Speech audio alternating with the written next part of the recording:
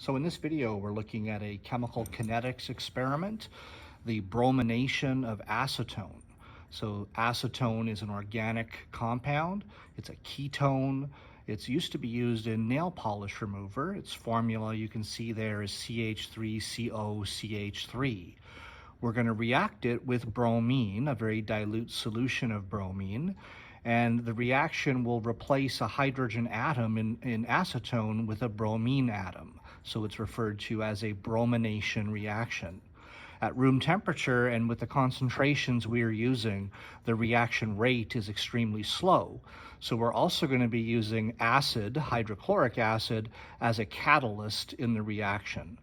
So the rate law for this reaction, the differential rate law, will involve acetone, the acid, and bromine.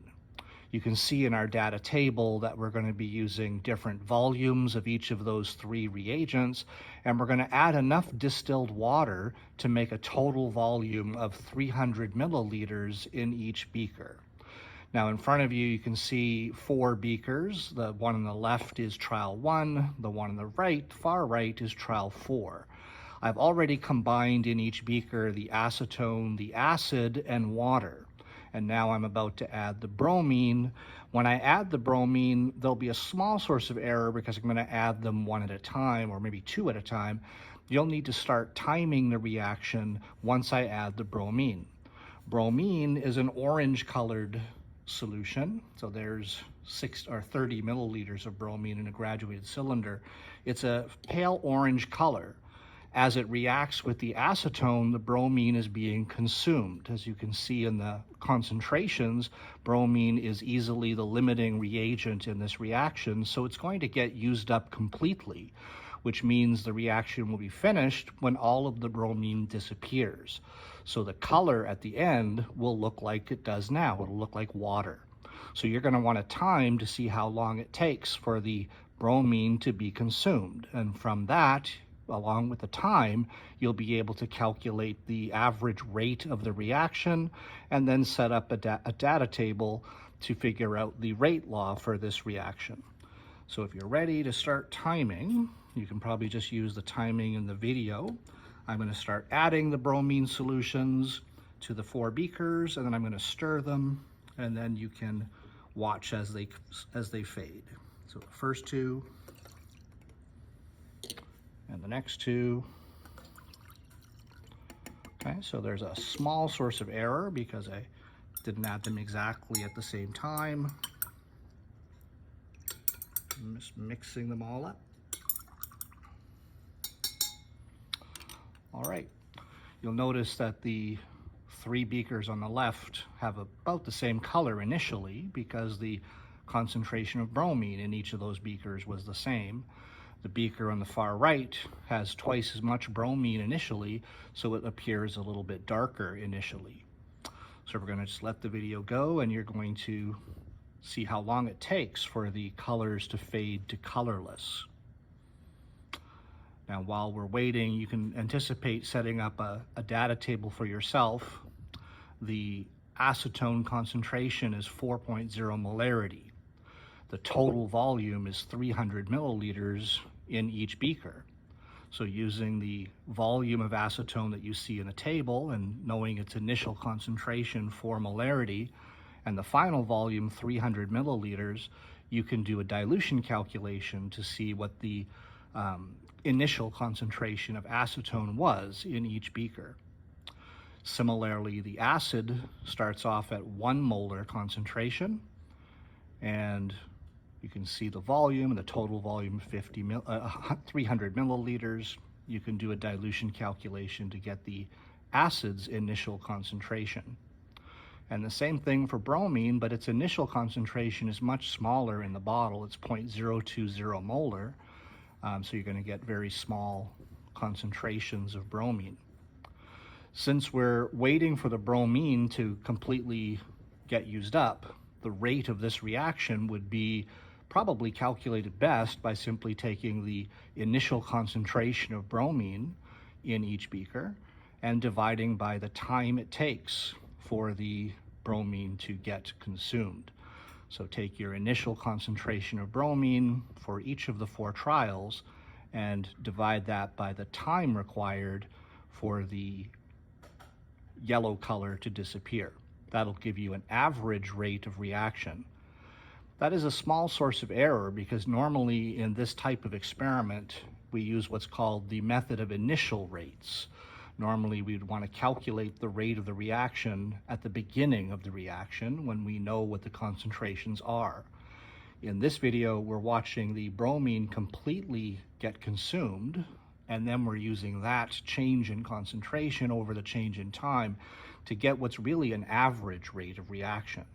So it's a little bit different than what you would traditionally do in this type of analysis. Okay, so you can see 2 of our beakers have pretty much gone colorless. Hopefully you decided for yourself what time that took. We've got the last beaker there also looking pretty close to finish, if not finished. So we're just waiting for this first beaker to be consumed. Notice that the total volume in each beaker was 300 milliliters. So if you use twice the volume of a reagent, you're really going to be doubling its concentration since the total volume stayed constant. You can see the logic of my data table in trial 2. We kept the amount of the concentration of acid and the concentration of bromine constant while we doubled the acetone's concentration. In trial 3, comparing it to trial 2, we doubled the acid's concentration while keeping the acetone concentration and the bromine concentration the same. And finally, in trial 4, comparing to trial 3, we doubled the amount of bromine, doubled its concentration while keeping the others constant.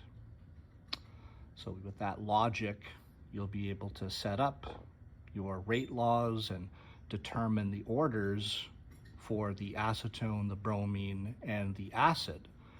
You'll also be able to calculate the overall order of the reaction, and at room temperature, you should be able to determine what the rate constant was for the reaction. All right, so I'll stop talking here and we'll just wait for the last beaker to finish reacting.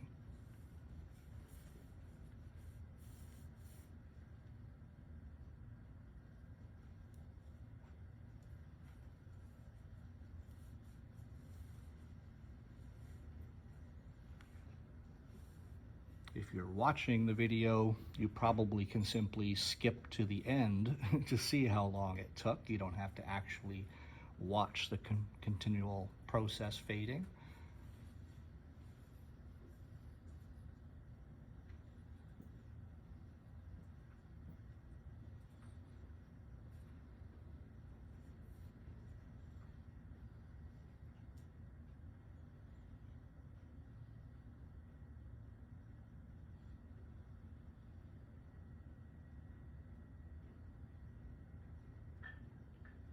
One of the hard things in this experiment is deciding if the yellow color has completely faded.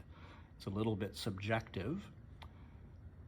One strategy would be to take a beaker of actual distilled water and hold it next to the beaker you're watching and wait until the color in the reaction beaker looks like the distilled water beaker beside it.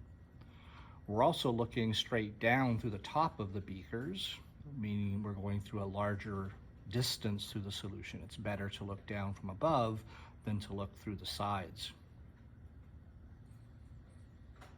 Okay, so we'll let it go for a few more seconds and you can decide for yourself when to stop timing.